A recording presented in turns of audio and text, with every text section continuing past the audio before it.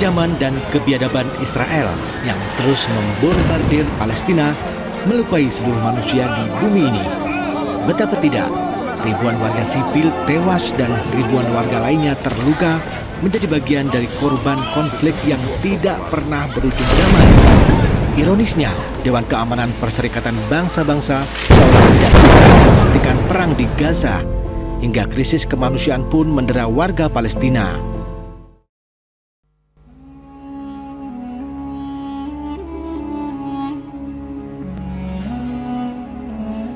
Sumaila adalah perempuan Palestina yang turut menjadi korban kekerasan para tentara Zionis. Sumaila adalah perempuan Palestina yang menikah dengan aktivis Indonesia. Dia memiliki seorang anak. Ketika bayi itu lahir, ayahnya syahid di medan perang.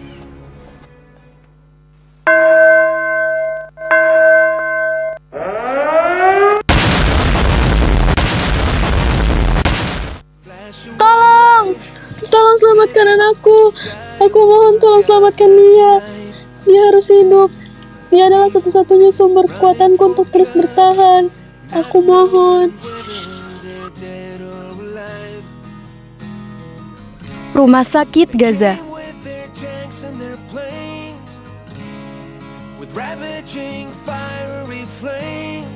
Baiklah, kembali lagi dengan saya Zahra. Berita utama hari ini, terjadi kembali penyerangan tentara Zionis Israel terhadap masyarakat Palestina.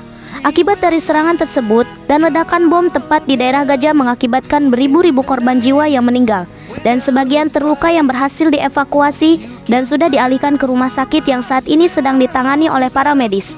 Dan tim relawan sedang meliputi beberapa lokasi yang menjadi titik pusat jatuhnya bom. Sejauh ini keadaan cukup memprihatinkan. Pemukiman warga sudah betul-betul hancur. Tidak hanya itu, akses internet dan listrik terputus serta pasokan air bersih menjadi sulit. Sejauh ini korban meninggal yang berhasil tercatat sudah mencapai 1.100 orang. Informasi ini terus kami update dan kami sebarkan melalui media sosial. Sekian, terima kasih. Siapa namamu? Namaku Sumaila. Bagaimana keadaan anakku? Apakah dia baik-baik saja? Tenanglah, anakmu tidak apa-apa. Dia sedang tertidur pulas.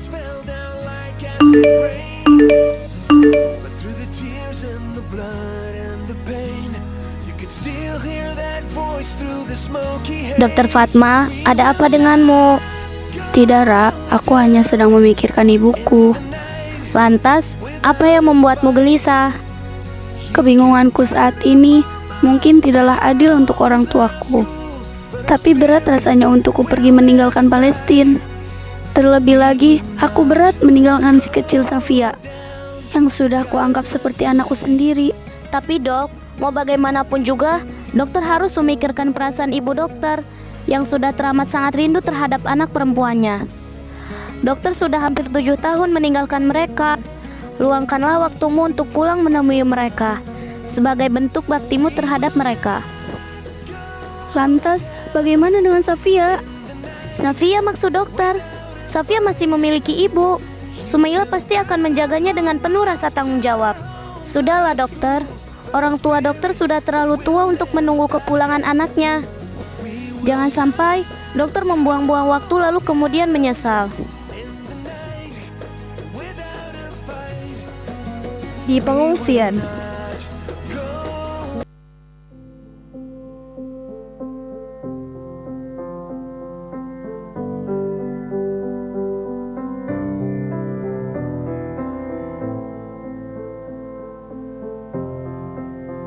Aku mendengar kalau kau sudah hampir 7 tahun menjadi relawan di sini.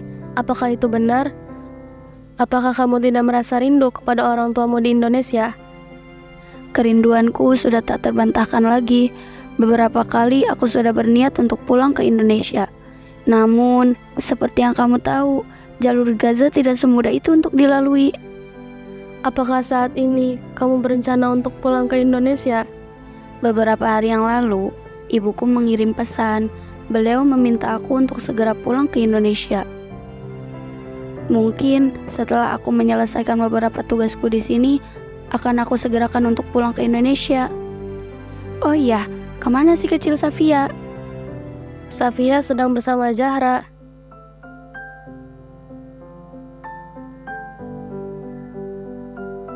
Fatma, apakah aku boleh menitipkan Safia bersamamu pulang ke Indonesia?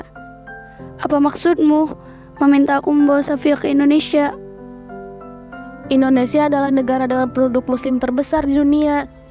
Terlebih lagi, Indonesia adalah kampung halaman suamiku, ayah Safia. Safia membutuhkan tempat yang aman untuk tumbuh dewasa.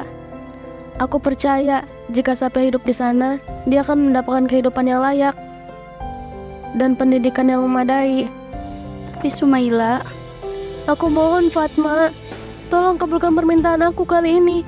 Aku mohon, ini demi masa depan Safia.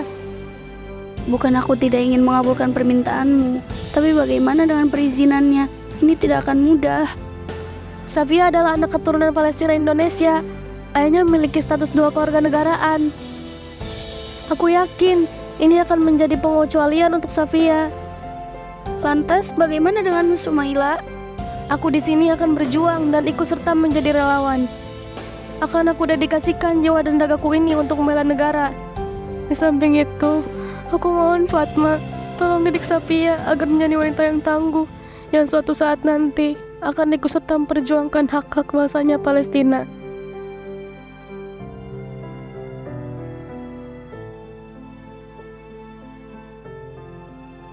Bala waktunya Fatma bersiap untuk pulang ke Indonesia.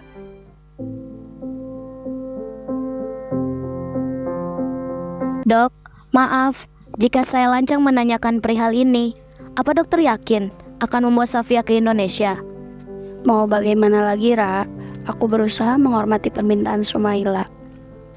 Di samping itu, aku memang tidak keberatan jika harus mengurus Safia nanti, mengingat dia sudah seperti anakku sendiri.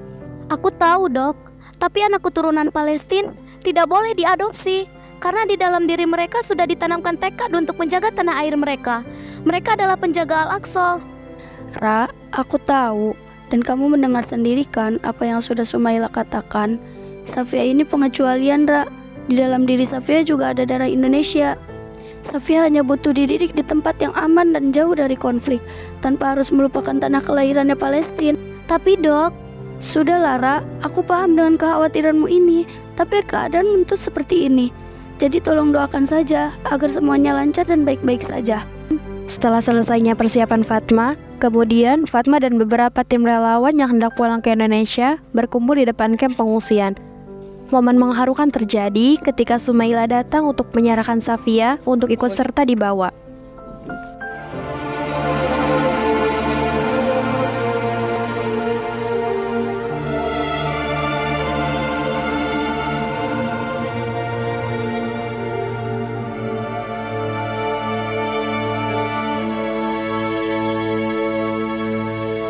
Aku titipkan Safia bersamamu untuk kau rawat dan didik di Indonesia.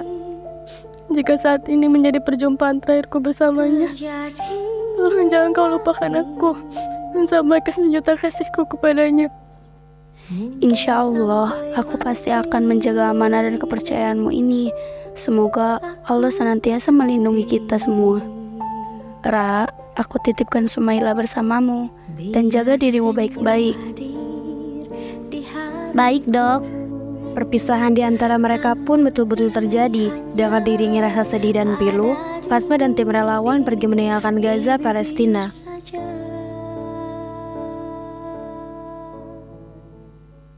Safia! Safia!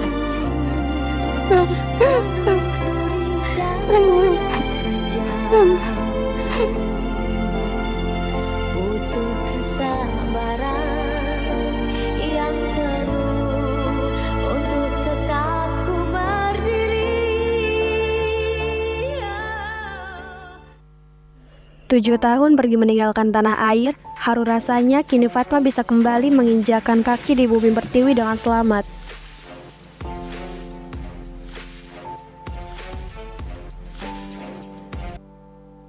Ibu, Fatma. Maafkan Fatma, Bu, baru bisa pulang sekarang. Sudahlah, yang terpenting sekarang kamu sudah sampai dengan selamat. Siapakah bayi ini, Fatma? Ini Safia, Bu. Safia adalah amanah yang harus Fatma tunaikan, Bu. Ibu kandungnya saat ini sedang bertekad memperjuangkan hak-hak umat. Safia harus menjadi wanita yang tangguh dengan bekal ilmu yang cukup untuk nanti ikut berjuang membela tanah airnya Palestina. Safia anak yang cantik. Semoga kamu bisa menjalankan amanahmu. Safia telah beranjak remaja. Safia kini sudah menjelma menjadi gadis cantik dan periang. Kecerdasan yang nampak jelas dari sorot matanya. Hari-hari yang dilewatkan tidak lepas dari belajar Al-Quran.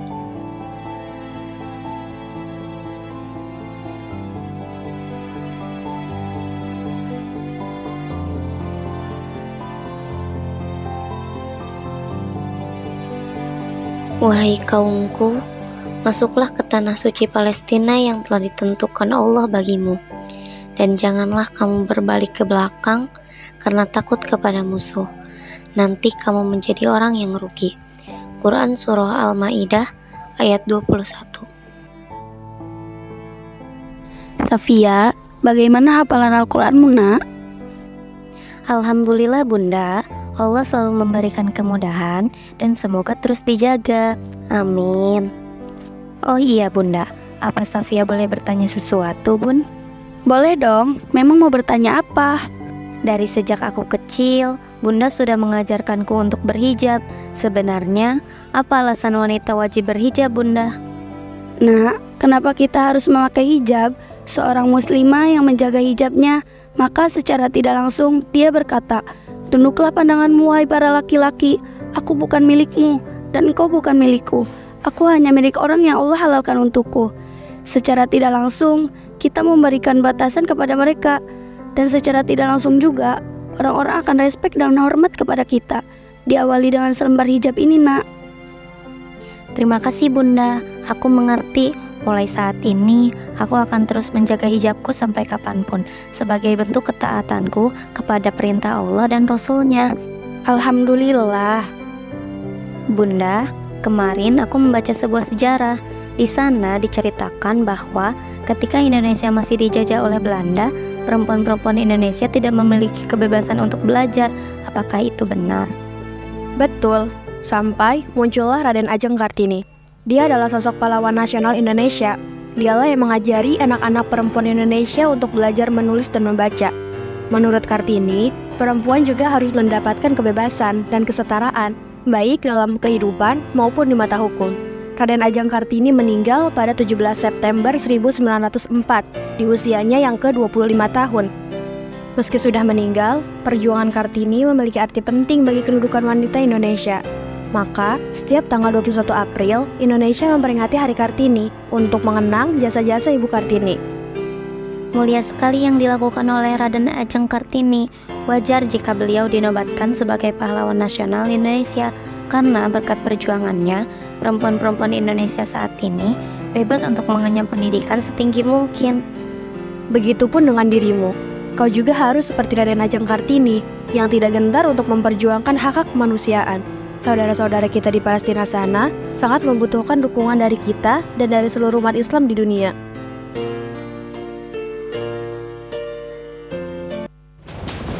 Sejak 7 Oktober lalu, jalur Gaza Palestina dihujani ribuan roket dari Israel. Tak mau menyerah, sejumlah roket dari Hamas pun berhasil menembus pertahanan udara milik Israel. Militer Israel membalas serangan Hamas dengan serangan udara secara terus-menerus, hingga menimbulkan ledakan dan kepulan asap yang nyaris tiada henti. Dampaknya, satu persatu bangunan yang ada di wilayah panas itu roboh.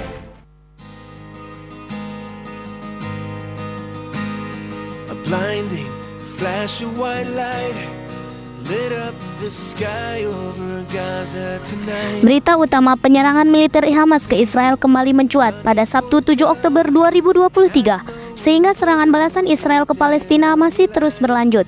Peperangan ini diklaim menjadi peperangan yang mematikan di antara 5 perang Gaza yang lain bagi kedua belah pihak. Kementerian Kesehatan Gaza yang dikelola Hamas mengatakan, hingga hari Kamis 19 Oktober 2020. Perjalanan yang tidak mudah ini kini menghantarkan Safia kembali ke tanah air untuk ikut berjuang membantu saudara-saudaranya yang menjadi korban kebiadaban Zionis Israel. Dan di momen ini, dia akan menjemput takdirnya bertemu dengan ibu kandungnya yang amat sangat ia rindukan.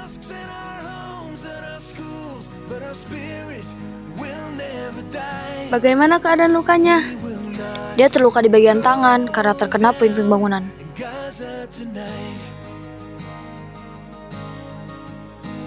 Zahra! Zahra bangun, Ra. Zahra! Zahra bangun, Ra! Zahra bangun! Dok, di sini ada pasien masih hidup. Sumaila! Sumaila, bertahanlah. Aku mohon, bertahanlah. Lihatlah ini anakmu Sumaila. Dia sudah besar. Dia sangat merindukanmu. Safia, kamu sangat cantik. Ibu, aku sangat merindukanmu. Ibu juga rindu denganmu, nak. Fatma, jagalah Safia. Sayangilah ia seperti anakmu sendiri. Ibu!